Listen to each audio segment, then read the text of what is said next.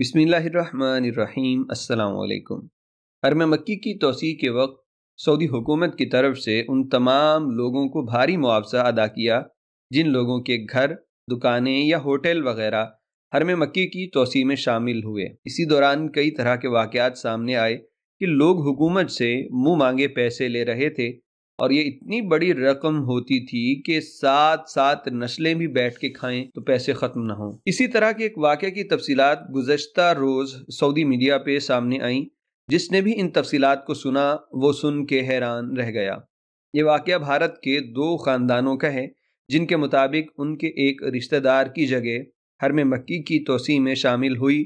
ये मामला कई सालों से उलझा हुआ है और हुकूमत इस जगह की रकम अदा करना चाहती है, मगर रकम लेने वाले दो ख़ानदान सामने आ चुके हैं। जब हरम शरीफ की तोसीअ करनी थी तो हरम मक्की के करीब एक हिंदुस्तानी ताजर के बनाए गए गेस्ट हाउस को गिराना था, जिसकी मालियत उस वक्त $100 मिलियन थी और आज ये मालियत तकरीबन $500 मिलियन तक पहुंच चुकी है। हिंदुस्तानी मिसालों के ताजर जिनका नाम मयान कूटी था, वो आज से तकरीबन 150 साल पहले हज की अदायगी के लिए मक्का तशरीफ़ लाए। मक्का में अपनी क़याम के दौरान उन्होंने मक्का में हरम शरीफ के पास एक मेहमान खाना तामीर कराया। ये मेहमान खाना दारुल ज़ियाफ़ा के नाम से मशहूर था। इस मेहमान खाने में 150 साल तक केरला और भारत से आने वाले हाजियों की रिहाइश का इंतज़ाम था। 2020 के आखिर में सऊदी हुकूमत ने इस मेहमान खाने यानी दारुल ज़ियाफ़ा को मस्मार करके काबा शरीफ के अतराफ़ के हरम मक्की के तोसीअ में शामिल कर लिया।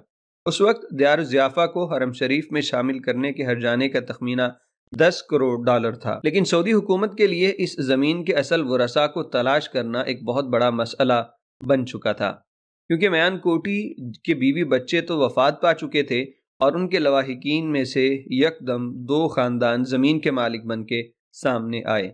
एक ख़ानदान का दावा है कि वो इस दारुल ज़ियाफ़ा के मालिक के वालिदैन की तरफ से हैं, जबकि दूसरा ख़ानदान मयान कोटी की बीवी की तरफ से सामने आया, जिनका दावा था कि मयान कोटी का एक बेटा और एक बेटी थी जिसे छोड़ के वो वफ़ात पा गए, इसीलिए वही असली मालिक और वारिस हैं। ये झगड़ा मयान कोटी के वालिदैन के रिश्तेदारों और मयान कोटी की बीवी के रिश्तेदारों के दरमियान एक लंबे अरसे से चल रहा है।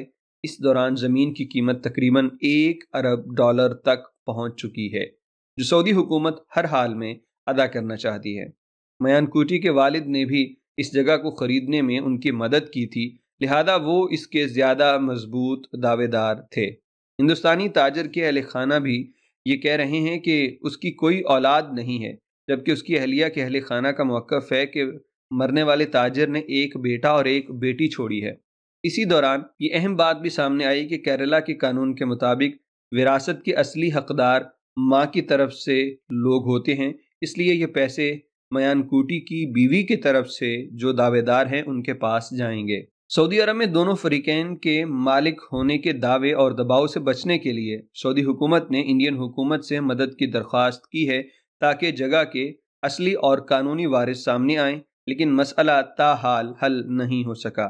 सन 2014 में इंडिया के मौजूदा वज़ीर आज़म नरेंद्र मोदी ने सऊदी हुकूमत को मसले का हल निकालने का यकीन दिलाया, लेकिन मामला अभी तक जूं का तूं पड़ा है। दोनों हुकूमतें ताहाल इस घुत्ती को सुलझाने में नाकाम हो चुकी हैं।